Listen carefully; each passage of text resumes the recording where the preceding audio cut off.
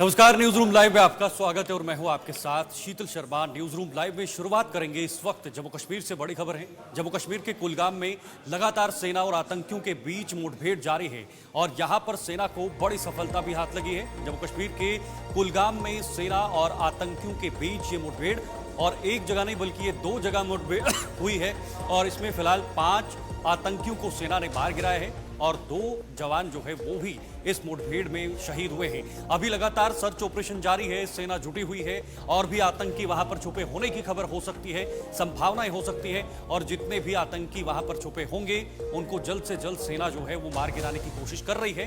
लगातार कल से वहां पर जो मुठभेड़ है, जो सर्च ऑपरेशन है वो जारी है। तो कुलगाम की 2 जगहों पर ये मुठभेड़ जो है उसकी खबरें सामने आ रही हैं। 2 जगहों पर, 2 अलग अलग जगहों पर जहां पर सेना पूरी तरह से मुस्तैद है। ये तस्वीरें आपके सामने हैं। पहले जब 4 आतंकियों को मार गिराया था उस वक्त भी आपको खबरें हमने बताई थी, लेकिन अब फिलहाल ये आंकड़ा बढ़ गया है। 5 आतंकियों को मार गिराया है और भी आतंकी इसमें हो सकते हैं और भी ये आंकड़ा बढ़ सकता है। लेकिन दुखद शब्दों में मुझे ये भी कहना पड़ रहा है कि इसमें 2 हमारे जो सेना के वीर जवान हैं वो भी शहीद हुए हैं। तो दूसरी तरफ राजौरी की बात करें तो वहां पर भी अब हलचल जो है वो तेज हो गई है। राजौरी के अंदर भी संदिग्ध अवस्था में गोली का मामला सामने आया है। वहां पर भी अब कहीं ना कहीं सेना मुस्तैद नजर आ रही है। वहां पर भी जानकारी लेंगे कि आखिर राजौरी में इस वक्त जमीनी स्तर पर क्या वहां पर स्थिति बनी हुई है, किस तरह की सिचुएशंस हैं, और जो संदिग्ध हालात में वहां पर गोली चली थी वो कौन थे, क्या आतंकियों ने वहां पर गोलीबारी की है, जिसका जवाब सेना ने भी दिया है या सेना देने जा रही है। तो लगातार 2 जगहों पर आज कहीं ना कहीं ये मामले निकलकर सामने आ रहे हैं। कुलगाम की 2 जगहों पर और राजौरी में भी हलचल जो है वो तेज हो गई है।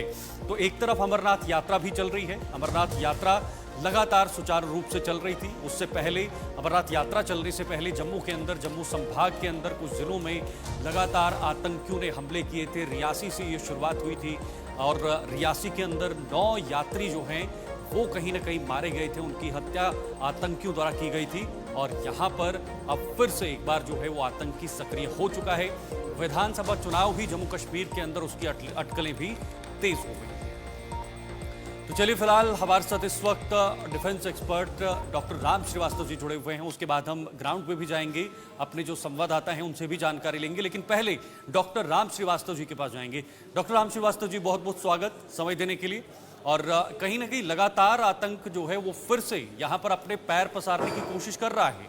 2 जगहों पर आज देखा जा रहा है। कुलगाम की 2 जगहें हैं और उसके बाद राजौरी के अंदर भी कुछ छुटपुट हरकतें देखने को मिल रही हैं।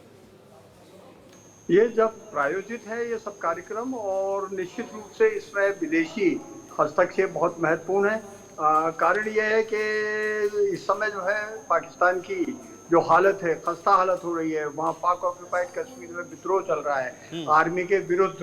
वहाँ पर जो है एक माहौल बन गया है, लोग कट्टरपंथियों के विरुद्ध आ गए हैं और वहाँ एक तरह से विप्लव पूर्व की स्थिति आ गई है। और इसलिए ध्यान भटकाने के लिए उन्होंने, ISI ने ये आतंकवादी घटनाएं यहाँ बढ़ाने के प्रयास किए गए हैं और मुंह तोड़ जवाब दिया जाएगा इनका। ये बात अवश्य है कि वहाँ जिस ढंग से आतंकवाद की घटनाएं अभी फिलहाल कुछ समय से बढ़ रही हैं, ये चिंता का विषय है और हमको नए सिरे से अपनी युद्ध नीति और रणनीति बनाना पड़ेगी। इनकी जड़ों पर हमला करना पड़ेगा। अब समय आ गया है कि हमको आइडेंटिफाई करके पाकिस्तान के जो स्लीपर सेल्स हैं उनको खत्म करना पड़ेगा। लेकिन शीतल जी, यहाँ एक और इम्पोर्टेंट चीज है। जब एक तरफ हमारे देश के बड़े नेता ये कहते हैं कि एक समुदाय के लोगों को जो कि शांति प्रिय है, जिसकी अपनी संस्कृति है, कि ये हिंसक है, ये उकसाने का प्रयास किया जा रहा है। ऐसी घटनाएं की जा रही है, मंदिर में तोड़फोड़ करने की कोशिश की जा रही है, जगह जगह नफरत फैलाई जा रही है। कहते तो हैं वो लोग के मोहब्बत की दुकान, लेकिन नफरत फैला रहे हैं। वो ये चाहते हैं कि बहुसंख्यक लोग जो है इससे विप्लव कर दें और उपद्रव करें। और ये जो राजनीति, घटिया राजनीति, मेरे विचार में ये सब जो है हमको राष्ट्रीय स्तर पर पुनर्विचार करना पड़ेगा और जो देशद्रोह का कानून है उन सब पर लगाना पड़ेगा जो देश में विध्वंसक कार्यवाहियों को उकसाने का प्रयास करते हैं, जो किसी एक मजहब की भड़काने का प्रयास करते हैं। और यही उसका एक कारण है देश अगर प्रगति करना चाहता है, आगे बढ़ना चाहता है, ठीक है। हमको 2047 में शताब्दी वर्ष के समय तक दुनिया की सबसे बड़ी शक्ति बनना है। तो ठीक है। आज का समय आ गया है कि जब इस तरह की जो घटनाएं हो रही हैं उनको जमींदोज कर दिया जाए। उसके लिए चाहे देश को कितनी भी जो है कीमत चुकाना पड़े, आवश्यक हो तो हमको आतंकवादी देशियों के साथ खुलकर दो दो हाथ कर लेना चाहिए और ऐसा सबक सिखाना चाहिए जिससे कि हमेशा के लिए ये प्रॉब्लम खत्म हो जाए। ठीक है, बड़े लेवल पे अब कदम उठाने की सरकार को यहाँ पर जरूरत है। वापस लौटूंगा आपके पास डॉक्टर राम श्रीवास्तव जी, लेकिन पहले हामिद भट्ट हमारे सहयोगी इस वक्त कुलगाम से जुड़े हुए हैं, उनके पास भी जाकर वहां की इस वक्त की क्या सिचुएशन है, क्या इस वक्त चल रहा है, वो भी जानने की कोशिश करेंगे। बताइएगा हामिद, इस वक्त क्या स्थिति है? जी, अगर मोटरगाम की बात करेंगे तो यहाँ पे सुबह से सर्च ऑपरेशन फिर एक बार शुरू हो गया और उसके बाद कल रात को ये एक मकान जिसमें मिलिटेंट छुपे बैठे थे उसको गिराया गया है। उसके बाद सुबह से ही उस पर वहाँ पे मलबा हटाने की कोशिश की जा रही है। कई सारे टिपर लगा दिए गए और वहाँ पे डोजर काम कर रहा है, जो मलबा हटाने का काम वहाँ पे जारी है। वहाँ पे एक अदमशनाक लाश भी मिली है। अभी पूरी तरह से ये वाजे नहीं हुआ ये क्या है, मिलिटेंट की लाश है या और किसी की लाश है। वहाँ पे अभी पूरी तरह से इस बारे में ऑप्शन ने कोई भी लबकुशाई नहीं की है। जहाँ पे मैं बताता चलूँ, कल 11 बजे से ये यहाँ पे सर्च एंड कॉर्डन ऑपरेशन चल रहा है, जहाँ पे एक आर्मी का पर्सनल भी गोलियों का शिकार बना है, जिसको जख्मी हालत में कुलगाम हॉस्पिटल रेफर किया गया। वहां से वो जख्मों की ताब न लाकर चल बसा और उसका अंतिम संस्कार भी बादामी बाग श्रीनगर में किया गया और उसको अपने बिल्कुल। हामिद, क्या अभी तक कुछ पता लग पाया है ये आतंकी विदेश से आए हैं, विदेशी आतंकी हैं या फिर लोकल हैं, या कब इनकी घुसपैठ हुई थी, कब ये हमारी बॉर्डर से एंटर हुए हैं? क्या ये कुछ अपडेट निकल कर सामने आई है? क्योंकि जम्मू में पिछले कुछ दिनों में भी हमले हुए हैं, चाहे वो डोडा की बात करें, रियासी की बात करें या कठवा की बात करें। नहीं, अभी तक पूरी तरह से इनकी ये जानकारी सामने नहीं आई है। क्या ये गैर मुल्की है? जो चिनीगाम प्रिंसिपल जायरीपोरा में मारे गए 4 जहाँ पे मिलिटेंट थे वो तो लोकल है, मगर यहाँ पे जो मोटरगाम में है यहाँ पे अभी अदम शनाख्त एक लाश मिली है। उसके बारे में पूरी तरह से कोई भी जानकारी फराहम नहीं की गई है पुलिस की तरफ से या फौज की तरफ से। अभी कल भी जो चिनीगाम में इनकाउंटर हुआ था उस बारे में भी ये आईजी साहब ने भी वो प्रेस कॉन्फ्रेंस दी थी, मगर उसमें भी पूरी तरह से उसने उनकी शनाख्त उस पर नहीं बताई। 5वां वहाँ पे उसके ऊपर वहाँ पे कार्रवाई चल रही थी। अभी पूरी तरह से ये वाजे नहीं हुआ कि उसमें 5 मिलिटेंट मारे गए या 4। अभी 4 की तो शनाख्त हो गई है, वो सामने आई है, मगर वो सारे चारों के 4 ये लोकल यहाँ के बताए जा रहे हैं। अभी उनमें से कोई भी फॉरेन टेररिस्ट नहीं है। जी ठीक है हामिद, कुलगाम में 2 जगह मुठभेड़ की खबरें सामने आ रही हैं, तो इन दोनों जगहों में कितना फासला है, कितनी दूरी है, कितना डिस्टेंस है, जरा ये साफ कर दीजिएगा ताकि लोग समझ पाए। ये अगर हम कुलगाम से माप लेते हैं, ये जो मोटरगाम है ये कुलगाम से तकरीबन 8 किलोमीटर की दूरी पर है। जो चिनी गांव फैसल जायरीपोरा है वो तकरीबन कम से कम 18 किलोमीटर की दूरी पर कुलगाम से है। मान लीजिए ये दोनों इनकाउंटर 25 किलोमीटर की दूरी पर, ये दोनों इनकाउंटर जो है अलग अलग जगहों पे जो हो रहे हैं 25 किलोमीटर की दूरी पर ये इनकाउंटर इस वक्त जारी है। जी ठीक है, डॉक्टर राम श्रीवास्तव जी आपके पास वापस लौटूंगा। हामिद आप बने रहिएगा फिलहाल हमारे साथ। डॉक्टर राम श्रीवास्तव जी, ये जो मंशा है और जैसे हमारे सहयोगी ने कहा कि कुछ ही दूरी पर 2 हमले हुए हैं, फासला ज्यादा नहीं है, 20-25 किलोमीटर का है, एक ही जिला है और एक ही जिले के अंदर कहीं ना कहीं आतंकवाद वहां पर सक्रियता दिखाने की कोशिश कर रहा है। ये स्ट्रैटेजी क्या है, ये मंशा क्या है आतंकवाद की? आतंकवाद की मंशा यही है, भारत में जो प्रगति हो रही है उसमें रुकावट डाल दिया जाए और पाकिस्तान की जनता का ध्यान भटकाने के लिए यहाँ पर अगर उथल पुथल चलेगी तो वहाँ वो पाकिस्तान की जनता में जो इस समय विद्रोह की भावना पनप रही है, वहाँ जो आर्मी के विरुद्ध वहाँ का जनमानस खड़ा होता जा रहा है, तो उस पर ध्यान भटकाने के लिए यहाँ एक्टिविटी तेज कर रहे हैं और निश्चित रूप से इसका हमको कड़ा जवाब देना आवश्यक है। और मुझे पूरा विश्वास है कि जल्दी ही इसका कोई परिणाम निकलेगा, क्योंकि ऐसा अधिक समय तक हम टॉलरेट नहीं कर सकते हैं कि हमारे यहाँ के स्थानीय आतंकवादियों के नाम पर उनको वहाँ पर ट्रेनिंग दी जाए, उनको हथियार दिए जाए। और आश्चर्य की बात यह है इसमें सब पाकिस्तानी हथियार उपयोग में आ रहे हैं। पूरी की पूरी जो स्ट्रेटेजी है वो वही है जो पुलवामा के समय उन्होंने चालू की थी। आर्मी के वहां पर भी उन्होंने अटैक किया, पैराट्रूपर को हमारे को गिरा दिया। अब हमको अपनी टेक्निक कुछ बदलना पड़ेगी, उसमें जो कन्वेंशनल तरीके हैं उनको छोड़कर दूसरा ऐसे लीथर हथियार जो केमिकल भी हो सकते हैं लेकिन जेनेवा कन्वेंशन के विरुद्ध उसके दायरे में नहीं आता है, उनका उपयोग करना पड़ेगा क्योंकि ये पूरा इलाका जंगली है, खाइयां हैं, या चुपना बहुत आसान है। और चूंकि उनके पास हथियार होते हैं, स्थानीय लोग जो हैं डर के मारे उनका लोकेशन बताते नहीं है, और हमको अपने नए तरीके इलेक्ट्रॉनिक सर्विलेंस करना पड़ेगा। और जैसा कि मैंने पहले भी शीतल जी आपको बताया था कि वो समय आता है, हमको इस पूरे पट्टी के इलाके का आधुनिक तकनीक का उपयोग करके फेस रिकॉग्निशन डेटा तैयार करना पड़ेगा, जिससे कि ठीक है। मैं लौटता हूं आपके पास क्योंकि इस वक्त जमशीद भी ताजा अपडेट के साथ राजौरी से जुड़ चुके हैं। जमशीद, राजौरी से क्या अपडेट है? शीतल, बिल्कुल इस वक्त मैं घुलुती के इलाके में हूँ। पहले मैं आपको वो इलाका दिखाता हूँ शीतल। ये पूरा वो इलाका है पहाड़ का जहाँ आपको मैं दिखा रहा हूँ इस वक्त। ये इलाका, ये वो इलाका है जहाँ देर रात को मिलिटेंटों ने फौज की चौकी पर हमला किया, जिसके बाद जवाबी कार्रवाई की गई। हालांकि इस हमले के दौरान एक जवान जख्मी हुआ है। हालांकि ये भी बताया जा रहा है कि जवान की हालत खतरे से बाहर है। और इस वक्त इस पूरे इलाके में बड़े पैमाने पर सर्च ऑपरेशन लगातार देखने को मिल रहा है, क्योंकि इसके इस तरफ का इलाका भी मैं शीतल आपको दिखाता हूँ। बिल्कुल लाइन ऑफ कंट्रोल के नजदीक के इलाके हैं जो मैं आपको दिखा रहा हूं। इसके इस पहाड़ के उस तरफ अगर देखा जाए लाइन ऑफ कंट्रोल। जी जमशीद, बड़े पैमाने पर सर्च ऑपरेशन का सिलसिला लगातार देखने को मिला। हालांकि पिछले कुछ दिनों से हम लगातार देख रहे हैं लाइन ऑफ कंट्रोल से लेकर शहरी आबादी तक इस तरह की खबरें सामने आ रही हैं, जहां संदिग्ध लोग देखे जा रहे हैं, उसके बाद सर्च ऑपरेशन किए जा रहे हैं। मगर जो ये खबर अब सामने निकलकर सामने आई है कि यहाँ फौज की चौकी पर मिलिटेंटों ने हमला किया, जिसमें एक फौजी जवान जख्मी हुआ, और उसके बाद सर्च ऑपरेशन। जी जमशीद, आप सुन पा रहे हैं? जी शीतल जी जमशीद, कितने आतंकी छुपे होने की संभावना है? क्या कोई आतंकी वहां पर हो सकते हैं जिनका सर्च ऑपरेशन अभी जारी है? शीतल, बिल्कुल इन इलाकों की जहां तक, क्योंकि पिछले कुछ अर्सा से राजौरी पुंछ में इस तरह की एक्टिविटीज बहुत ज्यादा बढ़ी हैं, और इन इलाकों में संदिग्ध लोगों के देखे जाने की खबरें भी लगातार सामने आ रही हैं, क्योंकि घना जंगल है। घना जंगल के साथ आप पहाड़ी इलाका, जिस तरह मैंने आपको दिखाया भी, मैं शीतल एक बार फिर आपको दिखाता हूँ कि पहाड़ी इलाके के साथ साथ घना जंगल, और घने जंगल का फायदा लेकर मिलिटेंट इनमें जरूर छुपे हो सकते हैं, और दूसरी तरफ कई जगह क्रॉसिंग करके ये एक से दूसरे इलाके में चले जाते हैं। इस इलाके की जहां तक बात करें, ये मंजाकोट पड़ता है, और इसके बिल्कुल पिछला इलाका अगर चले जाएं वो थाना मंडी का इलाका पड़ता है। जिस तरह इन इलाकों में एक से दूसरी जगह जाते रहते हैं, उसकी बड़ी वजह यह है कि घना जंगल है, जिसका ये फायदा उठाकर एक से दूसरी जगह निकल जाते हैं। जी शीतल। ठीक है राम श्रीवास्तव जी, एक छोटा सा जवाब, 15 सेकंड है मेरे पास, छोटा सा मैं आपसे कमेंट लेना चाहूंगा कि सरकार का अभी दायित्व क्या है, सरकार किस तरह से कदम उठाना चाहे?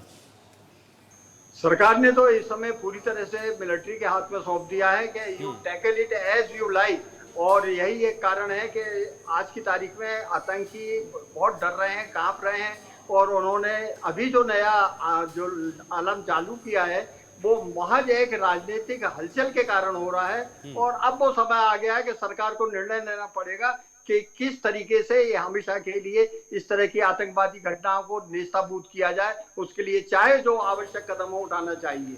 ठीक है, बहुत बहुत शुक्रिया डॉक्टर राम श्रीवास्तव जी समय देने के लिए, और हामिद आपका भी बहुत बहुत शुक्रिया, और राजौरी से हमारे सहयोगी थे उनका भी बहुत बहुत शुक्रिया। तो आपने सुना किस तरह से जम्मू कश्मीर के अंदर एक बार फिर से आतंकी कभी कश्मीर में कभी जम्मू संभाग में जो है वो अपनी सक्रियता को बढ़ाने की कोशिश कर रहा है, अपने आप को यहाँ पर सक्रिय दिखाने की कोशिश कर रहे हैं कि धारा 370 हटने के बाद सरकार जरूर दावे कर रही है कि आतंकवाद की जड़ें काटी गई हैं, आतंकवाद को खत्म किया गया है, लेकिन ऐसा नहीं है। आतंकवाद अभी भी सक्रिय है, ये जताने की कोशिश की जा रही है। लेकिन इंतजार ये होगा कि किस तरह से सरकार अब किस नीति के साथ, जीरो टॉलरेंस नीति तो बताई जा रही है, लेकिन क्या उस नीति के साथ काम किया जा रहा है या नहीं, क्या उस नीति के तहत इन आतंकवादियों को सफाया किया जा सकता है या नहीं, ये भी देखने वाली बात है। फिलहाल आगे बढ़ेंगे। अब एक और बड़ी खबर आ रही है इस वक्त जम्मू से ही। जम्मू में आज जो है जेपी नड्डा का दूसरा दिन है, जम्मू के दौरे पर पहुंचे थे, और राष्ट्रीय अध्यक्ष जेपी नड्डा जो है वो जम्मू के दौरे पर पहुंचे थे, और उनके दौरे का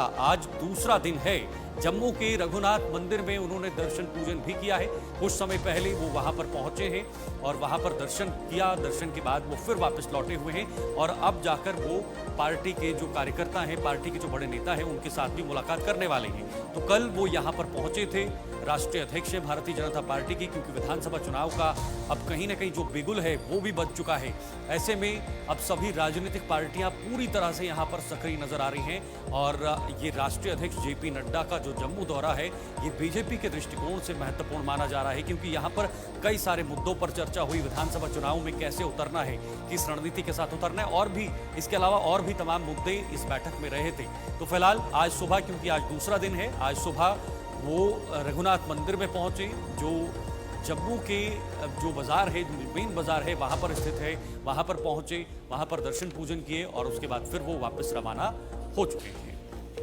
तो तस्वीरें भी आपके सामने, जब वो मंदिर में पहुंचे, जब उन्होंने दर्शन किए, भारी भीड़ भी वहां पर दिखाई दे रही है अपनी सुरक्षा के साथ, और वहां पर बाकी जो भारतीय जनता पार्टी के नेता हैं वो भी उनके साथ मौजूद थे जब वो वहां पर दर्शनों के लिए पहुंचे थे। तो कुल मिलाकर अब राजनीतिक जो सरगर्मियां हैं वो तेज हो गई हैं, चुनावी सरगर्मियां तेज हो गई हैं, चुनाव बहुत जल्द हो सकते हैं। ऐसे में अब अपने अपने स्तर पर चुनाव को जीतने के लिए हर मुमकिन यहाँ पर कोशिश की जा रही है, हर मुमकिन प्रयास किया जा रहा है, और उसके लिए जी तोड़ मेहनत भी हर पार्टी कर रही है। 10 साल के बाद चुनाव होंगे, क्योंकि आखिर में यहाँ पर 2014 में चुनाव हुए थे। 2014 के बाद बीजेपी और पीडीपी की गठबंधन की सरकार बनी, 2018 में टूट गई, उसके बाद राष्ट्रपति शासन लागू हुआ, लेकिन तब से इंतजार था कि चुनाव होंगे। लेकिन उसके बाद भी 2019 में यहां से धारा 370 को हटाया, और धारा 370 हटने के बाद भी लोगों को उम्मीद थी कि चुनाव होंगे, लेकिन उसमें भी देरी हुई। तो अब जाकर ये कहीं ना कहीं बुगाहट जो है वो तेज हो गई है कि चुनाव बेहद जल्द होंगे। अनिल इस वक्त हमारे साथ ज्वाइन हो चुके हैं। अनिल, जेपी नड्डा रघुनाथ मंदिर पहुंचे, वहां पर दर्शन पूजन किए, बताइएगा जरा अगला कार्यक्रम क्या होगा उनका, क्योंकि आज दूसरा दिन है दौरे का।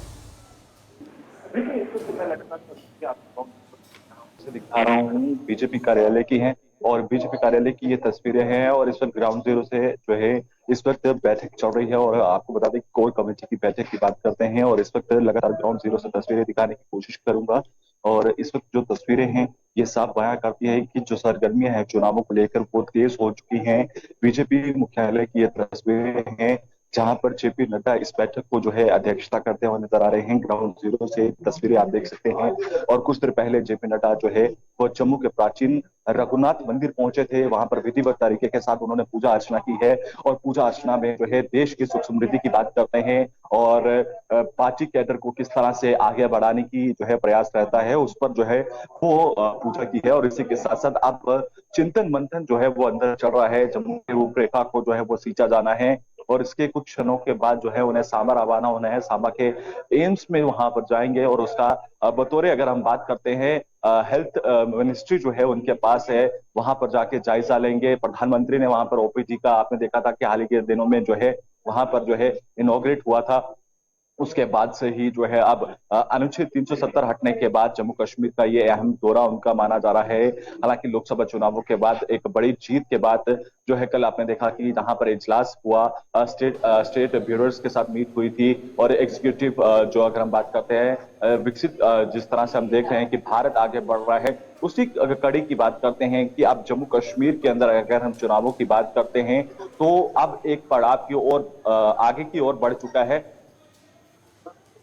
जी अनिल, कौन है यहाँ पे? जी आप सुन पा रहे हैं? जी, क्या स्ट्रेटजी यहां पर जो है वो तैयार की गई है? इस बैठक के क्या परिणाम निकलकर सामने आए हैं? क्योंकि राष्ट्रीय अध्यक्ष का पहुंचना और फिर कहीं ना कहीं विधानसभा चुनाव से पहले ये बैठक करना ये अपने आप में एक बहुत बड़ी बात है। तो किन मुद्दों के साथ भारतीय जनता पार्टी जो है वो चुनाव में उतरने जा रही है? रणनीतियां जो है कल देर रात को भी सींची गई हैं, जिसमें कल कोर कमेटी की जो बैठक हुई है, जिसमें जी किशन रेड्डी की बात करते हैं, जम्मू कश्मीर के प्रभारी तरुण चुग हो, आशीष सूद हो, अशोक कोल हो, देवेंद्र सिंह राणा हो, भारतीय जनता पार्टी के अध्यक्ष रविंदर रैना हो, ये तमाम दिग्गज चेहरे इस बैठक में मौजूद थे। और अभी भी चिंतन मंथन लगातार जारी है कि रूपरेखा को किस तरह से और भी जमीनी सतह पर सींचा जाए, क्योंकि जम्मू कश्मीर में जो चुनाव होने हैं उनको अब लेकर जो है भाजपा ने पूरी तरह से कमर कसी है, जिस पर चिंतन मंथन जो है वो शुरू हो चुका है। हालांकि हम शुरू नहीं कह सकते, अब उसे जमीनी सतह पर उतारना है, और जमीनी सतह पर उसे उतार कर जो है जो जनता के बीच में जाना है और जनता के मन को जीतना है। और जो संघर्ष और जो नारा है इस बार 50+ का जो भाजपा ने रखा है उसे किस तरह से प्राप्त करना है ये देखना होगा। जिसको लेकर लगातार बैक टू बैक दिल्ली से लेके जम्मू के अंदर, जम्मू से लेके ये जो आपने देखा कि लगभग कल हजारों की संख्या में तमाम कार्यकर्ता वहां पर पहुंचे थे, दिग्गज चेहरे कश्मीर से पहुंचे थे। और अब जो अंदर इस समय जहां पर बैठक चल रही है, जिसमें आशीष सूद, भारतीय जनता पार्टी के अध्यक्ष अशोक गोयल, देवेंद्र सिंह राणा, तमाम बड़े दिग्गज चेहरे, डॉक्टर जितेंद्र सिंह, ये सभी दिग्गज चेहरे अंदर मौजूद है। और चिंतन मंथन अभी भी लगातार जारी है, जहां पर रूपरेखा को पूरी तरह से सींचने के लिए जो है जिसकी चर्चा ठीक है, चल रही है। शुक्रिया आपका अनिल, तमाम जानकारी के लिए, अपडेट हमारे दर्शकों तक पहुंचाने के लिए। तो अनिल इस वक्त हमारे साथ बने हुए थे, जिन्होंने कहा कि बीजेपी जो है वो हर स्ट्रेटजी यहां पर अपनाने के लिए तैयार है। बैठकों का दौर जारी है, मंथन जारी है, दिल्ली से लेकर जम्मू तक, क्योंकि विधानसभा के चुनाव कई राज्यों में होने हैं। जम्मू कश्मीर भी उसमें एक राज्य है और जम्मू कश्मीर को लेकर भी अब बीजेपी अपनी तरफ से पूरी तरह से दमखम भर रही है, जोर लगा रही है कि कैसे इन चुनावों को जीता जाए। इसके लिए क्या कुछ स्ट्रैटेजीज होनी चाहिए, क्या मुद्दे होने चाहिए, क्योंकि बहुत देर के बाद यहां पर चुनाव होने वाले हैं। तो अब जरा आगे बढ़ेंगे, अब अमरनाथ यात्रा के हवाले से भी आप तक अपडेट पहुंचाएंगे कि आखिर श्री अमरनाथ यात्रा जो है वो लगातार जारी है। उत्साह के साथ ये अमरनाथ यात्रा अभी चल रही है। यात्रा को लेकर लोगों में खासा उत्साह देखने को मिल रहा है। जम्मू से बालटाल या पहलगाम की बात करें, तमाम हर जगह पर जहां पर भी अमरनाथ यात्रियों के लिए बेस कैंप बनाए गए हैं, जहां पर अमरनाथ यात्रा स्टे करती है, रुकती है, वहां पर पूरी तरह से बम बम भोले के जो जयकारे हैं या जो जय घोष हैं, उस पे पूरी तरह से जो है वो इलाका कहीं ना कहीं झूम उठता है, क्योंकि लोगों में इतना ज्यादा उत्साह है। आंकड़ा लगातार बढ़ रहा है, 20 से 25 हजार लगभग इसके आसपास के लोग जो हैं वो लगातार दर्शन वहां पर कर रहे हैं, दर्शन करने पहुंच रहे हैं। जरूर कल के दिन वहां पर बारिश की वजह से कहीं ना कहीं यात्रा को रोका गया था, यात्रा को टेम्परेरली वहां पर जो है वो स्थगित किया गया था, लेकिन फिर से वापस लौटा दिया है। यात्रा फिर से सुचारू रूप से चल रही है और कुछ तस्वीरें भी आपकी टीवी स्क्रीन पर हैं। इसके माध्यम से आप देख सकते हैं कैसे यात्री जा रहे हैं, कैसे यात्रियों में खासा उत्साह है। हालांकि मौसम ने थोड़ी सी करवट ली है, बारिश हुई है, बारिश के चलते वहां पर खतरा भी होता है, लेकिन उसके बावजूद भी वहां पर यात्रा जो है वो सुचारू रूप से चल रही है। चलिए, फिदा इस वक्त हमारे साथ ज्वाइन हो चुके हैं, सीधे फिदा के पास चलते हैं। फिदा, अमरनाथ यात्रा चल रही है और सुचारू रूप से चल रही है। कल बेशक थोड़ी देर के लिए रोका गया था बारिश के चलते, लेकिन उत्साह की बिल्कुल भी कमी देखने को नहीं मिल रही है, उत्साह लगातार जारी है। 1 2 3 4 बाबा तेरी जय जयकार के नारे आज एक बार फिर शीतल जो base camp Pahalgam Nunwan base से गूंज उठे हैं। यानी कि पूरा बेस कैंप जो है रात भर गूंजता रहा इन नारों से। और जत्था जो है आज सुबह सुबह पवित्र गुफा के लिए रवाना हुआ है शीतल, जहां कल यात्रा को रोक के रखा गया था मौसम खराब होने की वजह से, लेकिन तब भी उत्साह और जोश से भरे हुए श्रद्धालु जो है काफी ज्यादा खुश नजर आ रहे थे। उनका मानना था मौसम ठीक होगा तो आगे चल पड़ेंगे, मौसम खराब होगा तो बेस कैंप में ही रुकना पड़ेगा। लेकिन जहां पे हमें प्रशासन द्वारा जो भी हमें निर्देश मिलेंगे उनका हम पालन जरूर करेंगे, क्योंकि यात्री जो है उनको कोई नुकसान ना हो, कोई परेशानी ना हो, कोई संकट ना हो। उस वजह से जब भी यहाँ पे प्रशासन कोई भी निर्णय लेती है, जब यहाँ पे मौसम खराब होता है, उसके बाद जितने भी हमने यात्रीगण से बात की है, यात्रीगण का मानना है कि मौसम ठीक होगा आगे बढ़ेंगे, मौसम खराब होगा जहाँ पर रुके हैं वहाँ पर ही टिके रहेंगे, लेकिन बाबा के दर्शन जरूर करने हैं। दर्शन के बाद हम सीधे घर रवाना हो जाएंगे। लेकिन दर्शन से पहले बहुत सारे श्रद्धालुओं ने कहा कि जब हम घर से निकले तो बस मन में यही आस लगाए बैठे थे, बाबा के दर्शन करने हैं, पैदल चले जाएंगे लेकिन बाबा के दर्शन करके ही रहना है। शीतल, यहाँ पे मैं बता दूं पहलगाम का नुनवन बेस कैंप, उसके बाद चंदनवाड़ी, और चंदनवाड़ी से ऐसे बहुत सारे ऐसे मार्ग है, पिशूटाप है, शीशनाग है, पांचतारनी है, जहाँ पे यात्रियों के लिए काफी अच्छी सहूलियात जो है जो वहाँ पे रखे गए हैं। क्योंकि वो इसलिए क्योंकि जब मौसम खराब होता है, जहाँ पे यात्रा जो है वो चलती है, उनको वहाँ पे ही रोका जाता है कि आगे नहीं बढ़ रहा है। यहाँ पे आपके लिए कैंप जो है वो रखे गए हैं, आप रात यहाँ पे बिता सकते हैं। अगर रात का ऐसा वक्त होगा तो वहाँ पे रुकना पड़ता है। लंगर हर जगह पे नजर आएंगे। जो प्रशासन द्वारा कदम उठाए गए हैं, जो प्रशासन द्वारा वहाँ पे मुख्तलिफ जो लंगर या डिपार्टमेंट्स की बात करेंगे वो वहाँ पर रखे गए हैं ताकि श्रद्धालुओं को किसी तरह। ओके, बहुत बहुत शुक्रिया फिदा तमाम जानकारी साझा करने के लिए। तो चलिए आपको सीधे इस वक्त लिए चलते हैं हरियाणा के पानीपत, जहां पर हरियाणा के मुख्यमंत्री नायब सिंह सैनी संबोधन कर रहे हैं। सीवरेज योजना प्रदान करने के लिए भी 30 MLD क्षमता का सीवरेज ट्रीटमेंट प्लांट के निर्माण पर भी 49 करोड़ 63 लाख रुपए की राशि वो खर्च की गई है। जल्दी ही वो भी वर्किंग में आ जाएगा और उसके ऊपर भी यहाँ के लोगों को उसका बड़ा लाभ वो मिल रहा है। अगर हम देखें सेक्टर 29 में फेज 2 पानीपत में डाइंग यूनिट के लिए 21 MLD क्षमता के एफ्लुएंट ट्रीटमेंट प्लांट का निर्माण भी 49 करोड़ 50 लाख रुपए की लागत से वो किया गया है। और सेक्टर 29 में फेज 2 पानीपत में पानी की निकासी के लिए सीवरेज को अपग्रेड करने का काम भी 32 करोड़ 5 लाख रुपए की लागत से ये किया गया है। इस उद्योग नगरी में औद्योगिक विकास की अगर हम बात करें तो यहाँ मेडिकल डिवाइस पार्क स्थापित किया गया है। यहीं पर मैसर्स आदित्य बिरला समूह पेंट बनाने एवं यूफ्लेक्स लिमिटेड द्वारा पॉलिस्टर चिप्स के बनाने की परियोजनाएं स्थापित की जा रही हैं। इससे हजारों लोगों को हमारे पानीपत के अंदर उनको रोजगार के साधन भी वो खड़ा होगा। ये हमारी सरकार लगातार जो विकास कार्यों को ये गति देते हुए हरियाणा प्रदेश के अंदर समान रूप से विकास करने का काम ये हमारी सरकार कर रही है। इसका लाभ हरियाणा प्रदेश के लोगों को ये गति से उसका मिल रहा है। आज भी जब मैं ये बात देख रहा था कि हमारे आदरणीय यहाँ पर विज साहब जी प्रमोद विज जी ने अपने इस क्षेत्र के और विकास की गति के लिए और महिपाल डांडा जी ने कुछ कार्यों को रखा है। और मैं ये आपको इस बात से भी अवगत कराना चाहता हूं कि हमारी सरकार लगातार लोगों के हित में ये उनका जीवन सरल हो, उनको सुविधाएं मिले, मजबूती से कदम आगे बढ़ा रही हैं और उसका लाभ भी लोगों तक पहुंच रहा है। अगर हम देखें कांग्रेस के द्वारा ये समस्या का खड़ी की हुई थी कि उनको एक बात बोल दी गई थी कि हम आपको ये प्लाट देंगे।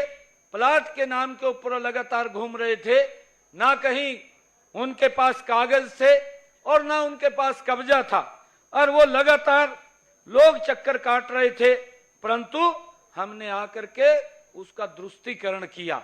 हमने आकर के लगभग 6,500 लोगों को हमने कागज भी दिए और कब्जा भी दिया और 20,000 लोगों के खाते के अंदर जिनके पास गांव में जमीन नहीं थी 100 गज का प्लाट खरीदने के लिए 1-1 लाख रुपया उनके खाते के अंदर भी पहुंचाने का काम ये हमारी सरकार ने किया है। भाइयों, मुझे ये खुशी है कि अभी पिछले दिनों हमारी सरकार ने 30 जून को ही मैंने हरियाणा प्रदेश के 75,000 यहीं पानीपत के अंदर ये कार्यक्रम का आयोजन हमने किया था और उस कार्यक्रम के अंदर 75,000 ऐसे हमारे बुजुर्ग थे जो लाभार्थी थे जिनकी पेंशन वो लग गई थी। उस पेंशन को भी हमने इसी पवित्र भूमि से हरियाणा प्रदेश के 75,000 जो हमारे बुजुर्ग थे उनको पेंशन देने की यहाँ से शुभारंभ किया था। और हमने इसी ही भूमि से 30 तारीख को डॉक्टर भीमराव अंबेडकर आवास नवीनीकरण योजना के तहत 2000 लाभार्थियों को भी यहाँ से लगभग यहाँ उनके खाते के अंदर जो 80,000 रुपया पहुंचाने का काम भी वो हमारी सरकार ने इसी भूमि से भाइयों किया था, जिससे हमारे प्रदेश के लोगों को वो लाभ मिल रहा है कि अगर किसी की कच्ची छत है या किसी ने अपने मकान की मुरम्मत करनी है, ऐसे इस योजना के तहत 2000 हमारे लाभार्थी थे जिनके खाते में यहीं से 80,000 रुपया पहुंचाने का काम भी ये हमारी सरकार ने किया है। और भाइयों, इसी प्रकार से हमने पिछले दिनों रोहतक में एक और योजना तो इस वक्त आप पानीपत से देख रहे थे लाइव सिंह सैनी जो हरियाणा के मुख्यमंत्री हैं, उन्होंने किस तरह से संबोधन किया और अपनी सरकारों का या जो सरकार में चल रही योजनाएं हैं उनके बारे में भी लोगों के सामने जानकारी साझा की है। तो चलिए आज में न्यूज़ रूम लाइव में फिलहाल इतना ही। दीजिए इजाजत, नमस्कार।